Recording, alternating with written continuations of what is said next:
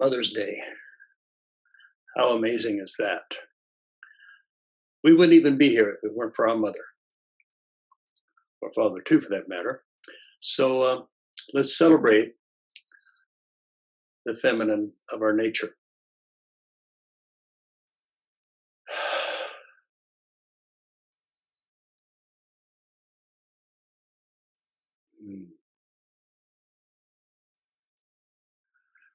Most of my life, I've heard the term Mother Nature.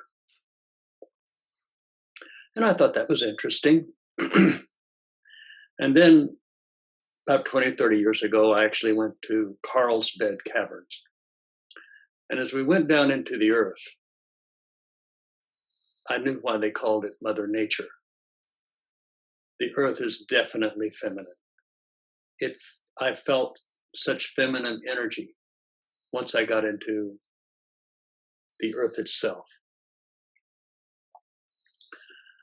So I want to talk a little about creation and feminine energy.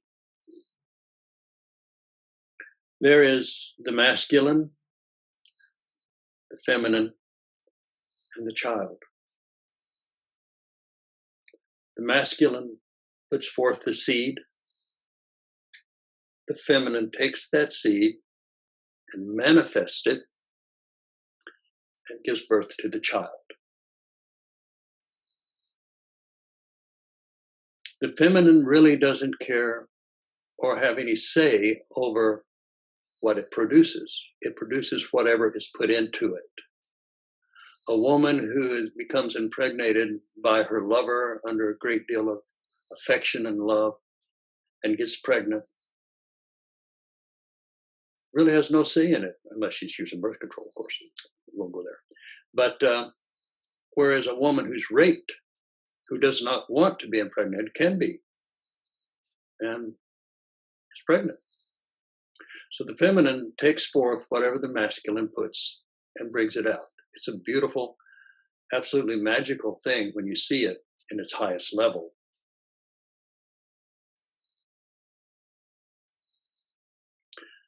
So I want to talk about how I see all of this coming about.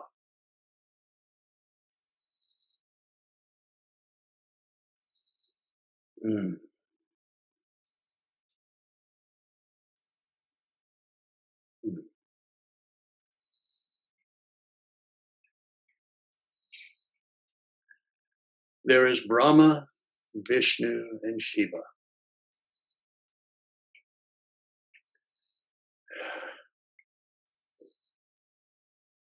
There is this creative, unmanifest energy. It has no time or space. It has no light. It has no darkness. It is unmanifest. It is what the Yaqui Indians refer to as the Nahual. It is Nirvikapa Samadhi. It is the dissolution of all selves. It is that is before creation.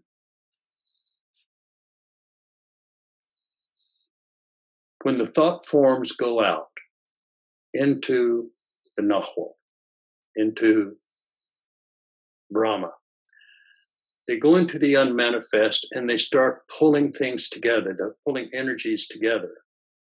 It's not manifested yet. It's pulling it together, especially if it's done with emotion and great intent. And then if you hold it long enough, it will come closer and closer and closer and be born. You'll have a manifestation.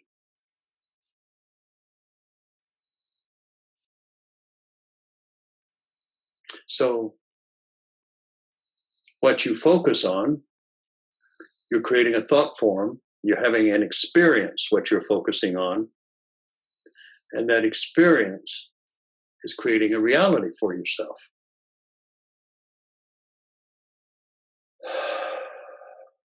This is completely unfettered. There are no blockages, except you.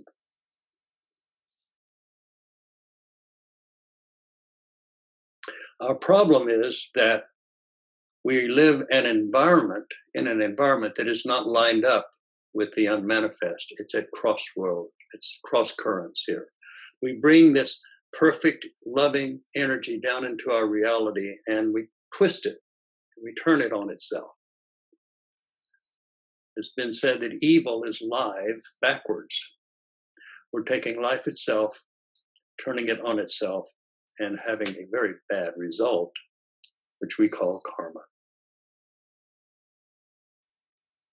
So why don't we manifest good things and just don't manifest the bad? Well, there are lots of reasons for that, mainly doubt. You think you want something, the universe goes out to get it for you, and then you doubt that it will happen.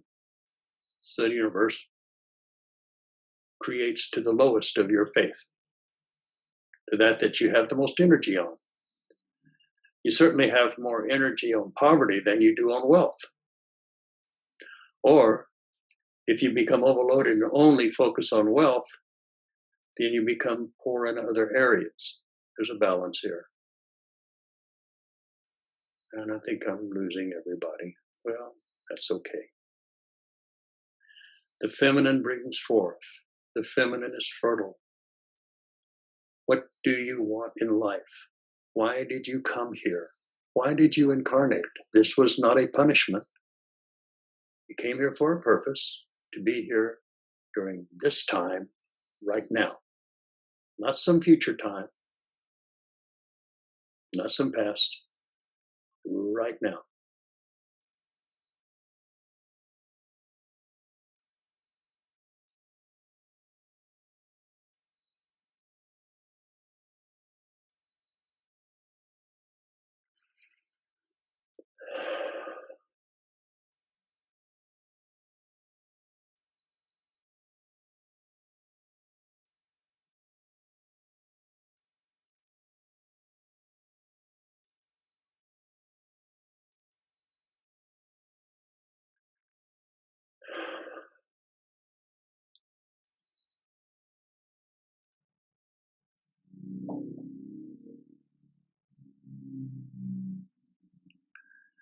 We're here just for a short time, a few short decades. Most of the time we're spent wandering around in the Maya, living our life the way we thought it should be lived, trying to find ourselves somewhere in here. Why did we come? Why are we here? What is our purpose? Why is there so much suffering? Why can't I have as much pleasure as somebody else? Why can't I have the wealth that other people have? Why? Why? Well, who's asking why? That's what I want to know. Who is that? What is that that's asking why? So let me go back to the basics. Okay, the basics are very simple. There is one divine presence, and that's all. Omniscient, omnipotent, omnipresent. The Alpha and the Omega. And we are created in the image and likeness of that divine. We, as human beings, tend to turn things backwards. We tend to make God in our image, instead of us realizing that we are in the image and likeness of the divine, which is infinite. And you say, well, how can I be infinite when I'm in this body? Well, you're wrong. You're experiencing the body, but you are much more than your body. You're not defined by that physical form. Just here you are, of course. Yeah, you have a name, you have a license, you have a mortgage or whatever. But you're infinite. The very divine resides within this physical temple. Inside this physical temple that I have and that you have is the infinite.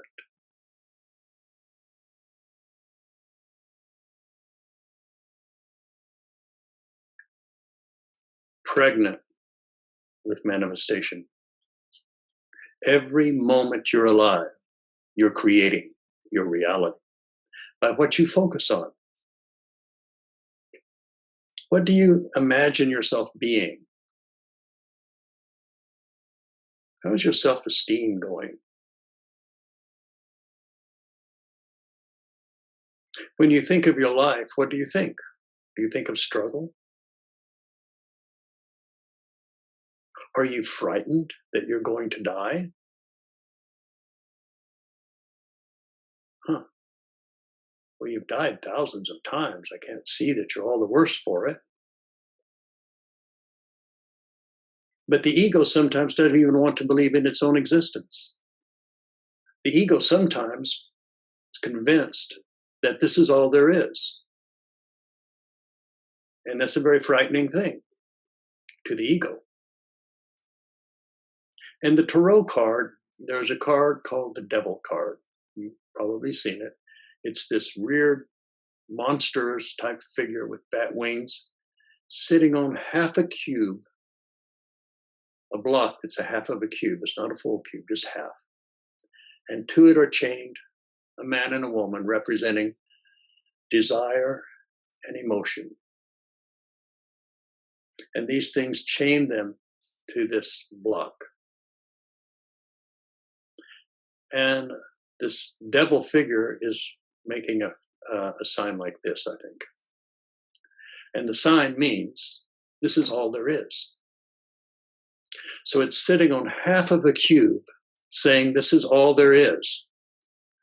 But in the tarot, full knowledge is a cube, not half of a cube, a full cube. So when you think that this is all there is, you are only seeing half of what is available to you. Your enlightenment, your advancement is here and it's available to you. But you have to take those chains off of your neck and laugh at the devil and open yourself up to something amazing, which is enlightenment. You are more than your physical body. You are more than your occupation. You are more than your family. You are more than a citizen of some country. You are eternal. You can never be killed. You'll change bodies all the time. Thousands of times you'll change bodies. If you believe in an afterlife, maybe you say you don't believe in reincarnation. Well, then I guess if you're a Christian, you don't believe in heaven because you're going to reincarnate there. I just have a different idea of what heaven is, having visited it several times.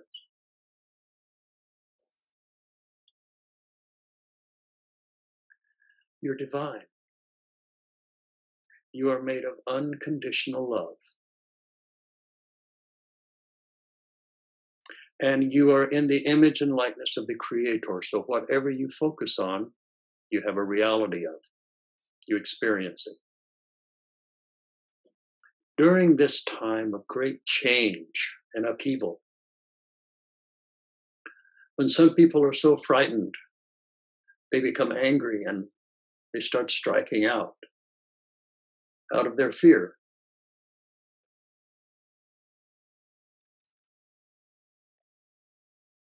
You don't have to go there.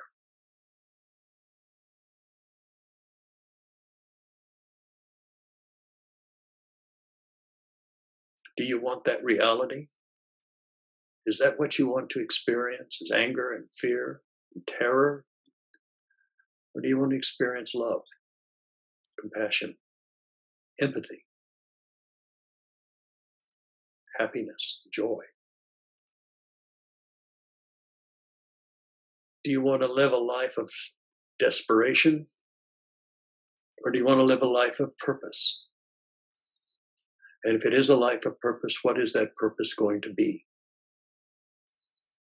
Enlightened teachers throughout the ages have told us what to do, how to act.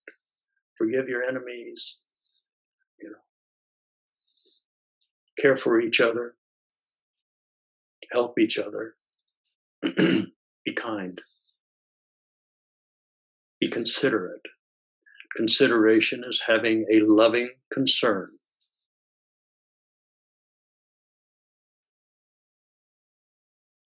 From my point of view, there's never a reason or an excuse for ever being mean or doing harm.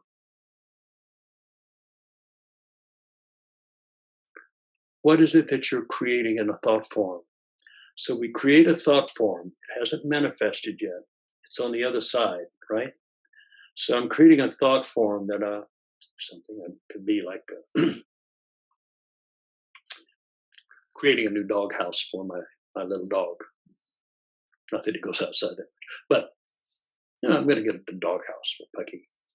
So I get that form out there. It hasn't manifested yet.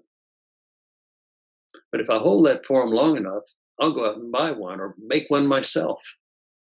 I will bring that form into reality because I am determined to do it and because I have some sort of an emotional attachment to having it. If you have an emotional form, it's good to have a little bit of emotion attached to it, that this is something that's really valuable to you.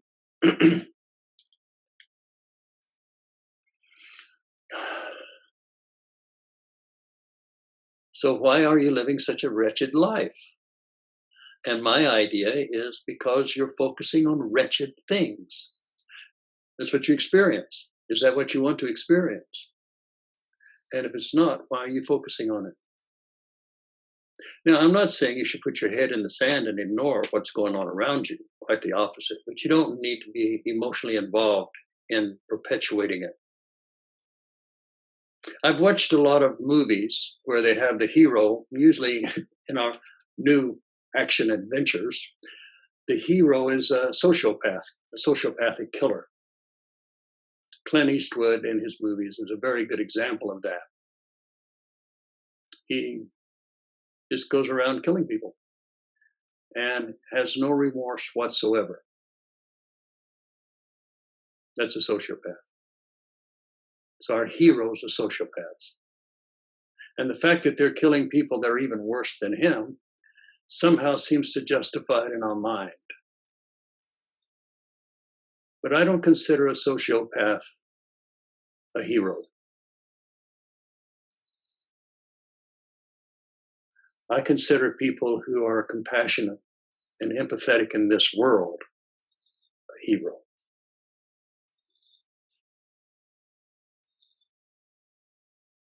So what I'm focusing on, I'm creating a thought form that the mother element of creativity will take that seed and start to manifest it. And it becomes very powerful if you have other people joining in with your thought form.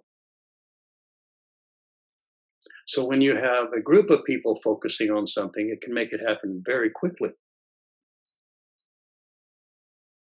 The only thing that gets in the way of your manifestation is doubt.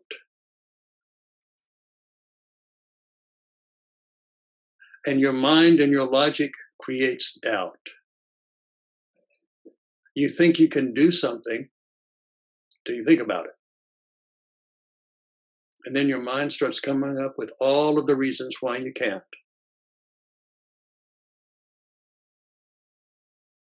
Interesting. In an infinite and universe, you create limitation with your mind. People do it differently. Have you noticed?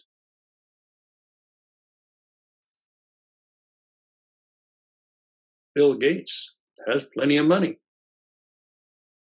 can go down to a corner here in Beaverton, and there's a gentleman down there with a little sign and a little dog asking for money. He has none.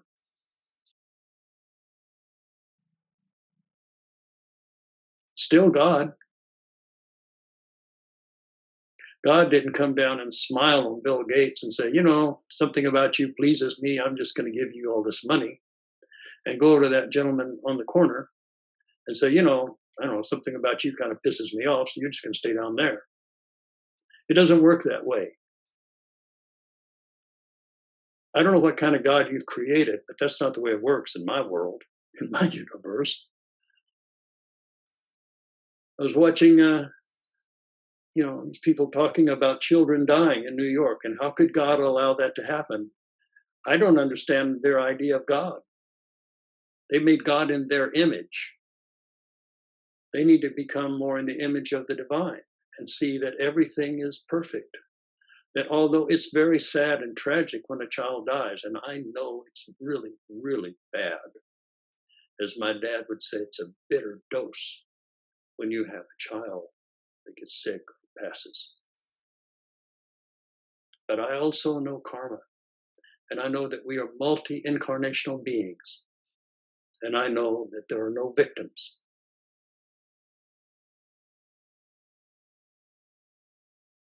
There's only God.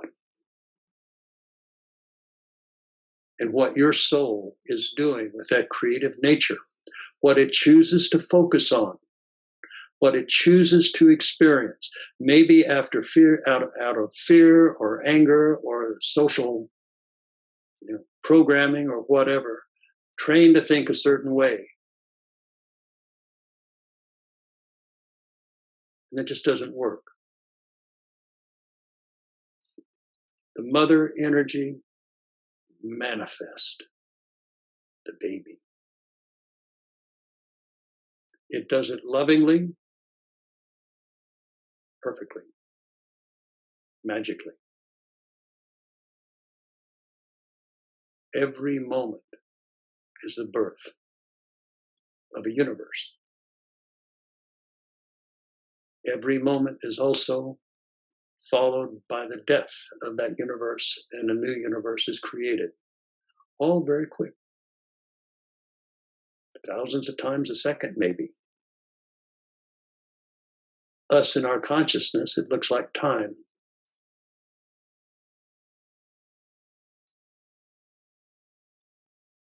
Another illusion.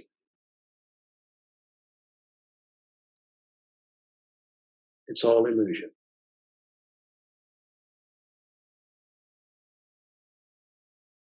It's all God.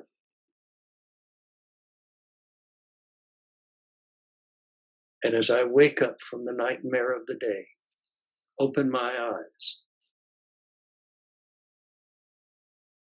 I perceive dimensions and worlds that go beyond comprehension. I am absorbed in a golden light. It turns into a white light.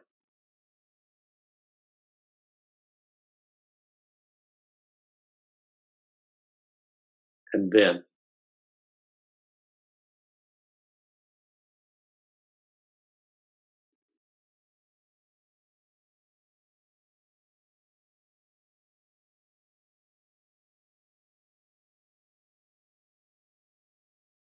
you're no different.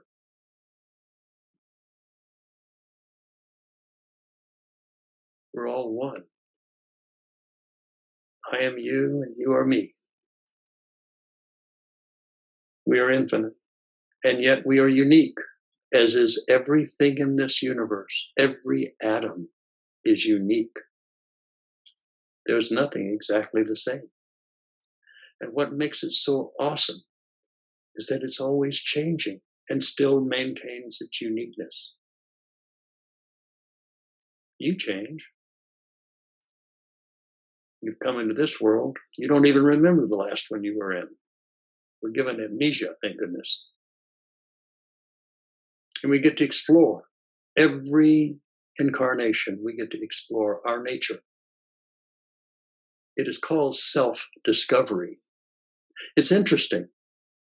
We're discovering ourselves. And as we dissolve what we think we are and become part of the universal self, then everything becomes divine. In Jnana Yoga, it's the study of nothing. If it has a beginning, a middle, and an end, say, not this, that's not spirit. Nope, nope, nope. So they go around for decades. Not this, not this, not this. It has a beginning, middle, and an end. That's not it. Then you have what's called a tantric maneuver. And that you reach a certain point where you think everything here, you see everything here is not spirit. You know it. It's an illusion. Then the tantric maneuver says, take it the other way. That no matter what you see or what you experience is the divine. There is nothing that is not the divine. So then you turn around and you say this too, this too.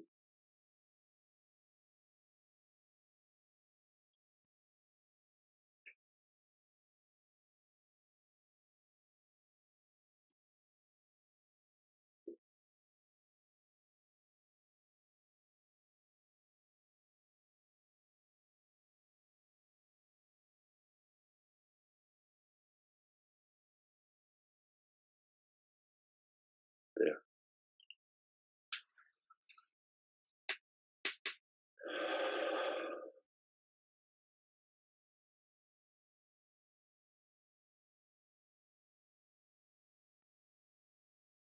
During this time of great social upheaval, when people are frightened, things are uncertain, lives are being completely decimated, businesses are falling apart, livelihoods are being lost, people are dying. This is the time for enlightenment. This is the time when you meditate deeply.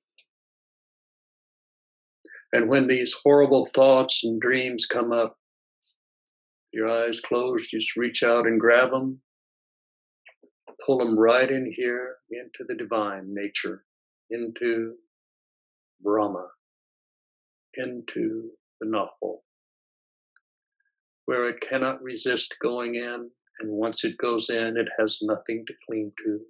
So it has no choice but to dissolve back into unconditional love, creative energy, to be remanifested. And then in your own individual consciousness, you take that spot that was full of doubt or fear or anger. You just fill it with love, divine love, unconditional love, which means that that condition doesn't have to change. It might, but it doesn't have to for you to love it. What part of unconditional love don't you understand?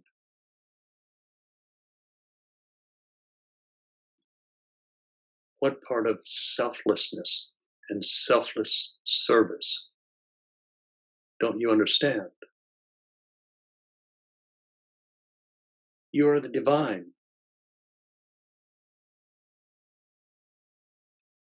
And the divine has given you everything it wants, everything you want, including your fears, including your doubts. It's giving you all of that.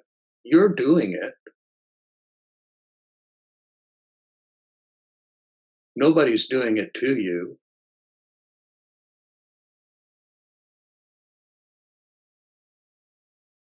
There are no victims.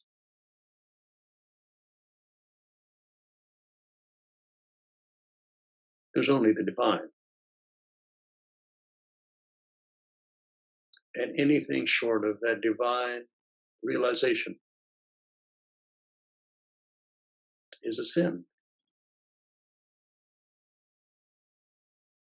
It's missing the mark.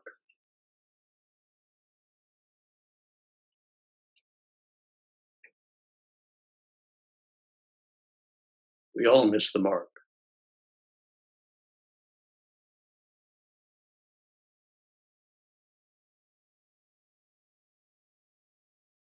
But we're all capable of hitting the mark.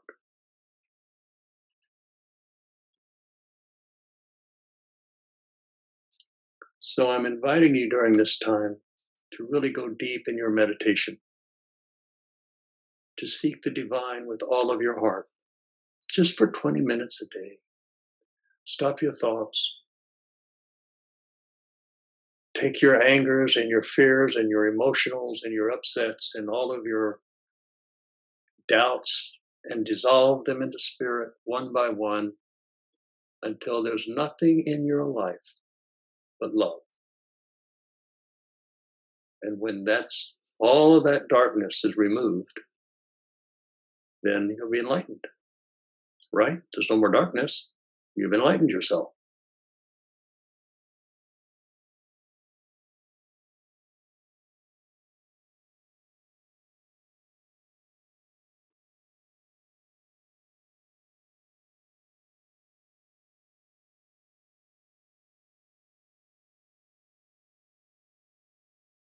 So be aware of your thought forms, what you focus on. Be aware of your desires.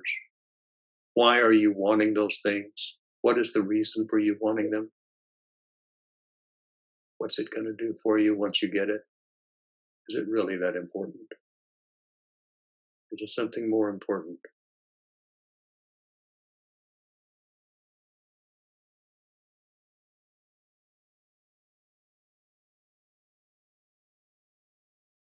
Can you quit being mean and sarcastic? Can you quit bitching, complaining, sniveling?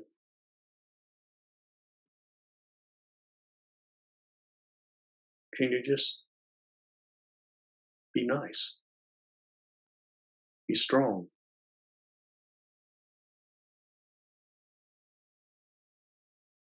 Love.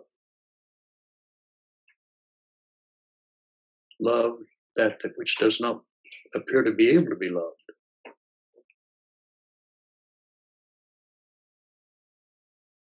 There was a time I taught emotionally disturbed children. I was a substitute teacher, but I'd had some classes. And I found that those kids, so emotionally disturbed, who needed love the most, would act out in ways that would drive that love away from them. And I learned to love past the experience. All of those little children were my teacher. They taught me to love by looking beyond what was being acted out in front of me. Even when they were physically attacking me, I never got angry. I just loved them.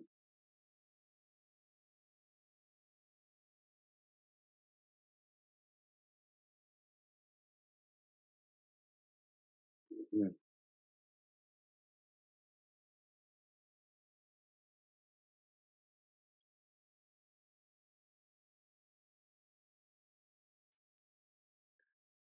So that makes loving you real easy. I see the divine in you. I want you to see the divine in you. I want you to become enlightened in this lifetime. Ooh, look at the doubt. Look at your mind go with that statement. Wow, I can't be enlightened in this lifetime. Yeah. Argue for your limitations, and you can have them. And you always get them. Let go of that illusion. All you have to do is forgive everyone and everything in your life and seek God with all of your heart. Seek the divine. Become more than your physical body. Become more than this life itself. Move into a higher, more expansive consciousness. See the beauty of life. See the dance of Leela as all of creation dances in front of you. Be aware of Ananda, the bliss. The bliss. Know that you are God, as is everyone and everything else. You cannot be angry with anyone, otherwise you're angry at God. You cannot steal or shortchange anyone, because you're shortchanging God or stealing from God. Every action is an action for the divine. Clean your life up, get rid of your angers, get rid of your prejudice, get rid of your racism, get rid of your ideas of what is evil and good, and just work it out for yourself. Work out your own salvation here. Do it seriously. One piece at a time.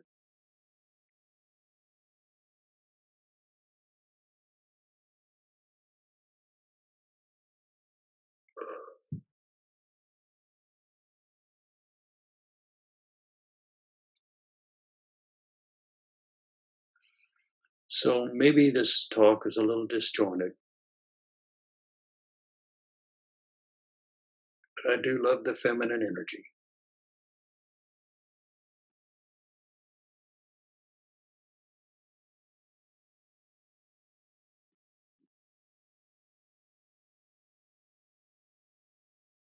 Happy Mother's Day.